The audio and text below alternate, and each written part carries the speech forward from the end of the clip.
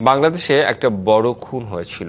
কাকে দিয়ে করানো হয়েছিল, কারা এর সঙ্গে জড়িত ছিল, সবটাই জানি। শহীদ ওসমান হাদি হত্যাকাণ্ড নিয়ে এমন মন্তব্যই করলেন পশ্চিমবঙ্গের সাবেক মুখ্যমন্ত্রী মমতা বন্দ্যোপাধ্যায়।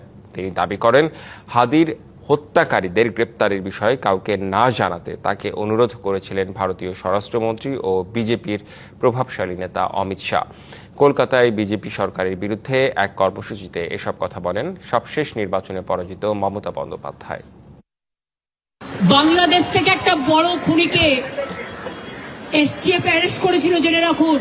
এটা তাদের ক্রেডিট। তারপরে হোম মিনিস্টার নিজে আমাকে ফোন করে বলছেন, थोड़ा आपको बंगाल पुलिस को बोल दो, ये बात बाहर में नहीं कहने के लिए, ये देश के लिए है।